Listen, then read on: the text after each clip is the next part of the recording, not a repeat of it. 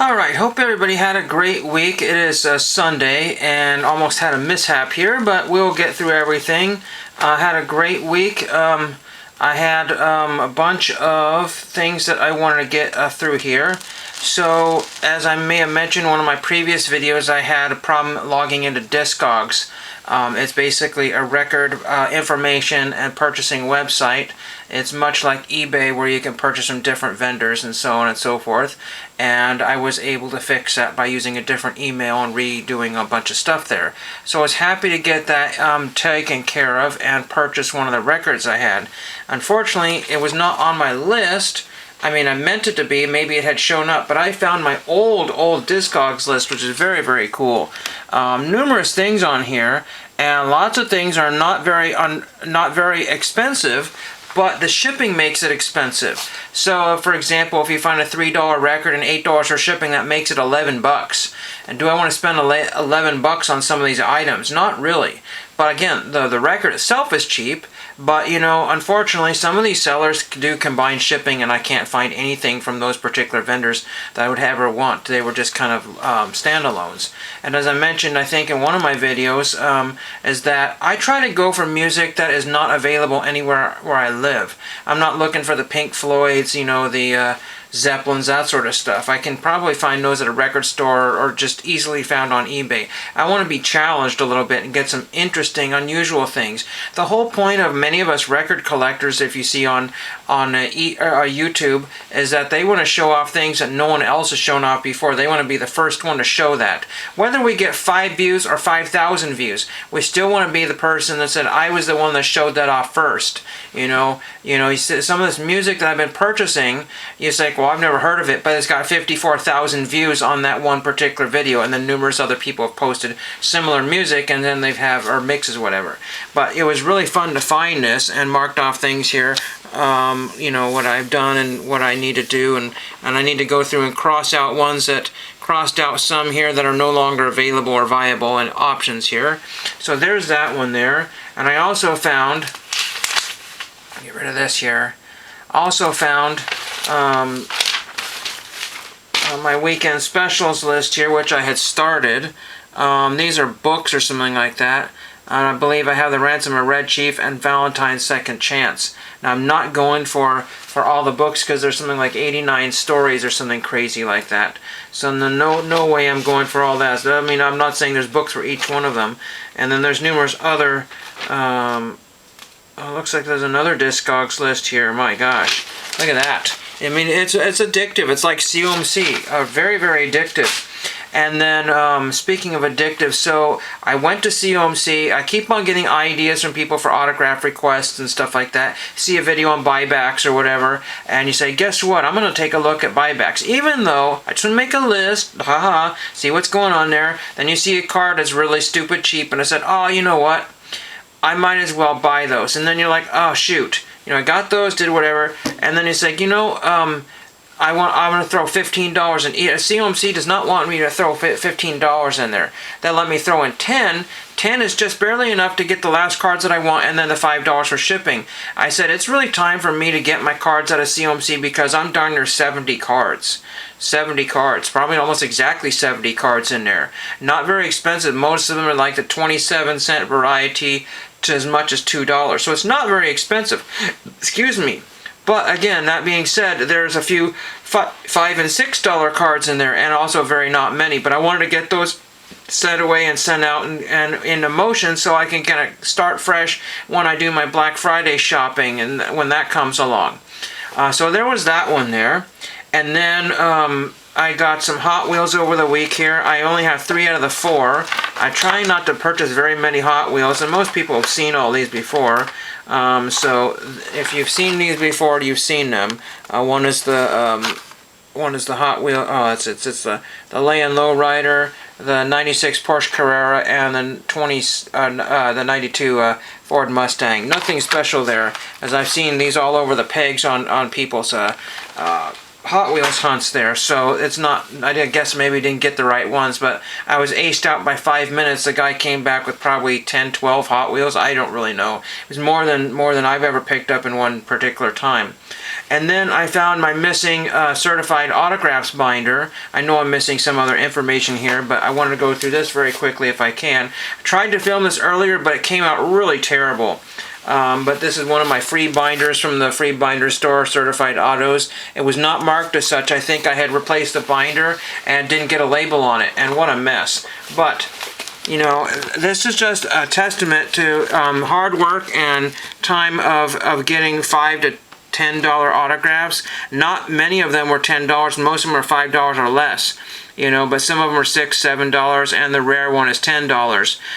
But these are all ones that can, at one time, could have been easily gotten for $5. Not Troyan Belisario anymore from Jag. I've got 2 different ones of those, and I had to get those. I think it might have been $6 a piece free shipping back in the day when you could get autographs free shipping. Some of these people are famous now. Tyler Posey and Lee Thompson Young has since passed away. Candy Clark was in American Graffiti. Had to get that one. It just had to. It was stupid cheap. And some of these were gifts from people. If you've seen these before, my 007 autographs here. Angeles Goulart, Patrick Balcow, Douglas Wilmer, Tim Thomerson from Xena. And again, some of these are not the best examples out there, but some of these people have very few autographs outside of that. So these people were not at their best in those particular shows. They just happened to be, you know, secondary characters. Like Krista B. Allen, she was known for like some sort of NBC show called Cake back in like the early 2000s or something crazy. I don't really remember, a long time ago. A very short-lived, you know, kind of DIY show, but it was kind of interesting, kind of a weird show, but I mean, it was kind of interesting perspective, and it was kind of fun. I mean, so there's that one there, and then some other, Philip Pine, Marsha Strassman. I mean, I could do a better, you know, review of this. The UK ones here are always fun to grab, you know, if you can get them for around $10 anymore. Again, some of these things are just ridiculously hard to find, but I don't have any big names or stars in here. I mean, I guess Chad Allen is a big name at one time, but there's the other Troyan Belisario. Sometimes I just picked out people I just thought would eventually improve over time, you know. People would become famous. There's a guy from Alphys right there. Rainbow Sun Franks, very unusual autograph there from the Umbrella Academy. And some of these products are really hot, but then again, there were some cards that just were not, were just always in the bargain basement, and those are the times to get those, because again, those ships have sailed. So if I'm getting an autograph for $5 free shipping or $1 for shipping, and now it's like $12 or $15, I can't do that for every autograph. It gets very expensive, as people know, doing the Game of Thrones autographs here. Devin Long, I should have more copies of that, and I don't know where they are. It's in another binder. A lot of my cards didn't make it to this one yet.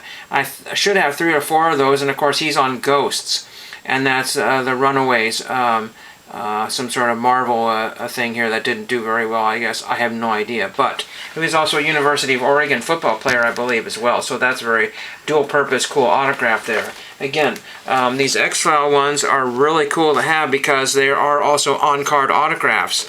So very, very cool. I don't know too many of these people here, but yeah, who are these people? And there's some ancient ones, soap opera ones I got back in the 90s. And all my 007 autographs. I know they're Upper Deck thing, but very, very cool looking. Very, very cool. And I need to get some more of those. So I need to check, you know, the Black Friday specials on different websites and stuff and see what eBay's got. And of course, I was able to get an entire page of David Hedison autographs for next to nothing. When these autographs or something were stupid, like $2, and David Hedison was a noted actor back in the 1960s or so, I mean, might as well grab them, you know. And I said, you know what, I'm going to grab everyone I can. I'm going to be a jerk. And you know that at one time I could have grabbed Triplette, and I probably should have. Now looking back on it, now that he's deceased, I should have grabbed all of them that I could have gotten my hands on and cornered the market on it. I really haven't cornered the market. There's other ones, you know, here, Jeroen Krabah, Marky Ramone. Again, some of these things were like in the 5, 7, 8, 9, almost $10 benchmark there. I got almost an entire page of Joe Torrillo. Some people are asking $30 for that one when I was only paying 97 cents for them. He was saved from the rubble, I think, once or twice from the 9/11 tragedy there. So very important autograph there. And then I have some what do you call it, poker players here. They're kind of in between there. There's Lane Flack, and I have two of those. He was one of my favorite, I don't know, because he was more or less closer in age to me. I mean, he was a little bit older, but most of these poker players are way, way older or way younger. And there's another Lane Flack one. That might have been the first one I got there. But after he passed away, his autographs did not go up in value. They were still like $7 or $5. I don't know. I just had to hop onto COMC and get those. Here's Gary Files from UFO. Really love to find those. When these came out, these Pop Century ones, sometimes they were going for nothing or they're going for a lot. So I was able to get those for around $10 a piece for those, for the Joey Lawrence and the Anthony Rapp. And then Lana Kinnear, I don't remember how I got that one, but it was on eBay, and it was like, I don't, dirt cheap. It's numbered at 25, but I see Benchwarmers has tons and tons of it. And that's one of the problems that I don't like about eBay. So you got to remove all the things that were, there's a crazy list of things you have to remove to find the autographs that you want. Then earlier I was looking up something else here. Get out of this here, get out of this here. Don't want to spoil anything here.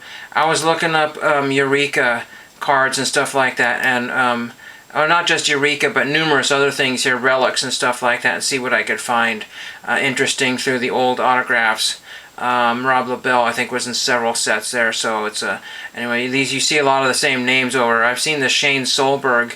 I don't know what he did. He was on maybe in an episode for once or twice there, but some of these autographs are $5 and $6, say $5.99, and this person wants $5 for shipping, so it doubles it. So sometimes it pays to, you know, set your benchmark at the $10 and then work your way down and see how that goes. And then sometimes you can, you know, bundle with dealers, and so so each card is more looking like $2.50 for shipping, and then a third card and whatever. And again, it sure beats buying a pack for $5 or $10, or how much ever a pack is anymore, and then not getting anything, or buying a box for like $60, $50, $60, $70, and then just getting, I know you're not getting the top players, but I just like to have quantity. And again, a lot of these have just doubled and tripled in price since I bought them. Some of them have stayed the same price. And then one other thing here is that I went to the store to grab my precious what do you call it, RC Cola, and I came home and started to do some work on my binders here. I was like, wait a minute, isn't there an auction ending? I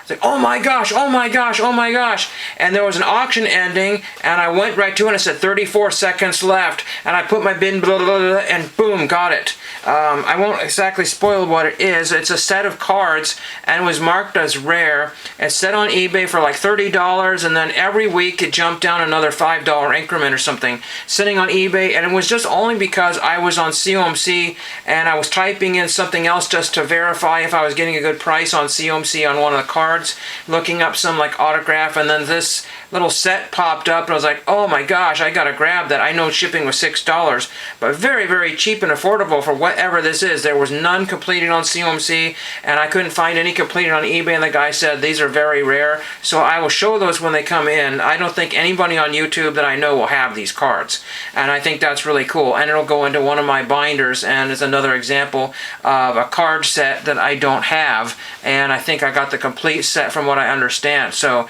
hopefully that'll come in good. I know I didn't really need to spend another $17 or $16, whatever it was, because, you know, that could have afforded me 3 autographs or 3 relics or whatever. But anyway, that's kind of a wrap-up of the week, avoiding all the pitfalls and the junky things that happen, sitting on picture frames and breaking the glass. But I had a really excellent day because I also went out to the bins at the last minute. I said, you know what? It's 11:30, 12, or 12:30. I don't remember what time it is. I'm going to go out. I found exactly the stuff that I needed. I needed some chalkboard.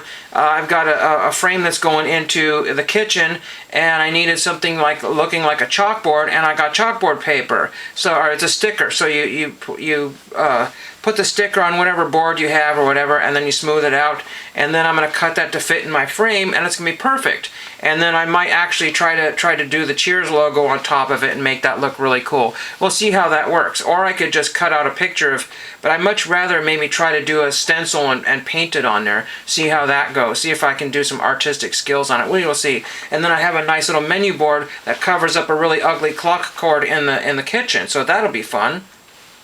And then I found some weird dual-sided pages. I think they're for like panoramic photographs, but they worked really good for brochures. So that was really cool.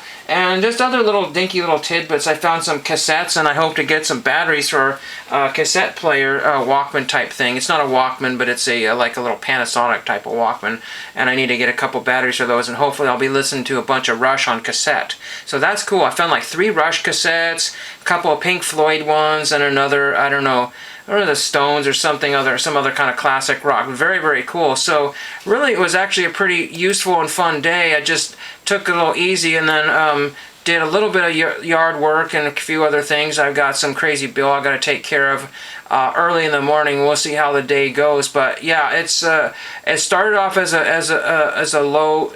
great high on Monday, and with 0 mail coming in for the rest of the week, and then Sunday actually turned out to be a halfway decent day. So I'm really happy. Hope you enjoyed this, and thank you for watching.